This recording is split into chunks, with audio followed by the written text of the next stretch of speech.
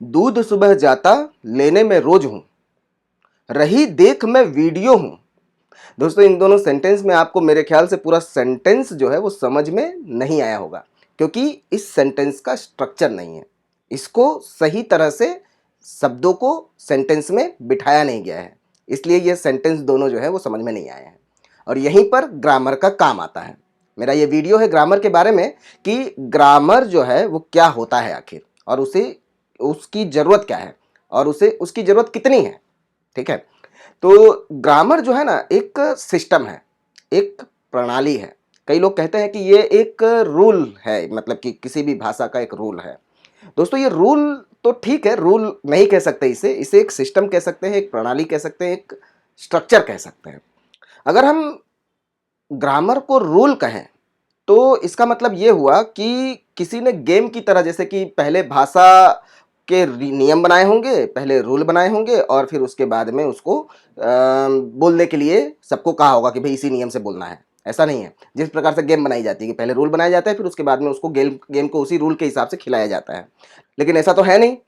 सबसे पहले क्या हुआ था कि लोग बाग सिर्फ ध्वनियाँ निकालना शुरू किए थे, आवाज़ें निकालना शुरू किए थे, राइट। और उसके बाद में कुछ अक्षर बोलना शुरू किए थे, फिर उसके बाद में कुछ शब्द बने, और उसके बाद में ये स्ट्रक्चर, मतलब कि ये हमारा सेंटेंस बना, वाक्यांश बने, राइट। जैसे कि आपने वो मूवी देखी होगी टार्जन करके, कि जिसके अंदर वो बच्चा जो है वो जंगल में रह जाता है और फिर वो आ करके आवाज़ निकालता है, मुझे आती नहीं है एक्चुअली।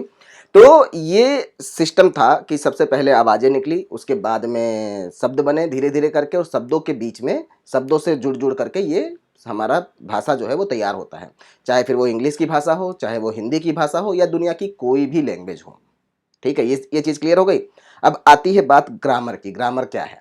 तो ग्रामर जो है एक सिस्टम है, एक प्रणाली है कि जो इन भाषा को शुद्ध रूप से, सही तरीके से सभी को समझ में आए, इस तरह से वाक्य को बनाने के लिए, उस तरह से शब्दों को एक दूसरे के साथ बिठाने के लिए जिस सिस्टम की जरूरत पड़ती है उसे हम ग्रामर कहते हैं। ठीक है, इसकी सही परिभाषा यह है। अब ग्रामर के कुछ सब्जेक्ट्स हैं, ग्रामर के बारे में भी जान लेते हैं। बहुत ही फास्ट वीडियो जा रहा है ना, ऐसा लग रहा है आपको? जैसे कि पहले मैंने अपना सेंटेंस बताया था, अब थोड़ा उस पर आ जाता हूँ कि पहले मैंने 2 सेंटेंस क्या बोल दिए। तो पहला मैंने कहा कि रोज सुबह मैं दूध लेने जाता हूँ, पहला सेंटेंस ये था। और दूसरा था कि मैं वीडियो देख रही हूँ, उसी को मैंने रही देख मैं वीडियो हूँ ऐसा बोल दिया। तो इन दोनों में फर्क क्या रहा कि पहला जो मैं वीडियो देख रही हूँ ये परफेक्ट है, सभी को समझ में आएगा, लेकिन वही शब्द मैंने उल्टे सीधे लिखे तो क्या हुआ, या फिर उल्टे सीधे बोले तो क्या हुआ, समझ में नहीं आएगा कई लोगों को। समझ में आया? तो यही होता है कि ग्रामर से इस चीज़ का पता चलता है। अब ग्रामर के कुछ बातें मैं बता दूं कि ग्रामर ये होता क्या है। जैसे कि अगर आप पहली बार जान रहे हैं कि भाई ग्रामर एग्जैक्टली क्या है, मैं आपको सीधे सीधे एग्जांपल्स के तौर पर ही बताता हूँ। जैसे कि नाम ले लो कोई, तो नाम में आ गया अंकलेश, रेखा, श्वेता, ये सब जो नाम है इसको बोलते हैं प्रॉपर नाउन, ये संज्ञा है। ठीक है, गंगा एक नदी है, लेकिन दुनिया में एक ही नदी है तो उसके आगे द लगेगा।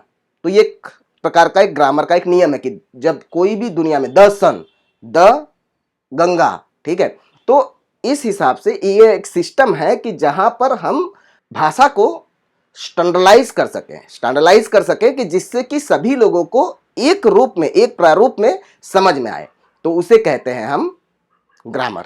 ठीक है, इसके अंदर कई सारी चीजें हैं, अगर मैं आपको पढ़ के बताऊं तो आपकी स्क्रीन के सामने है। अब इसमें नाउन होते हैं, प्रोनाउन होते हैं, आर्टिकल्स होते हैं, एग्जेक्टिव होते हैं, वर्ब होते हैं, एडवर्ब होते हैं, प्रोपोजिशन होते हैं, कंजक्शन होते हैं और इंटरजेक्शन होते हैं। सारा ग्रामर जो है ना, सारा ग्रामर इन्हीं सब चीजों में घूमता रहता है।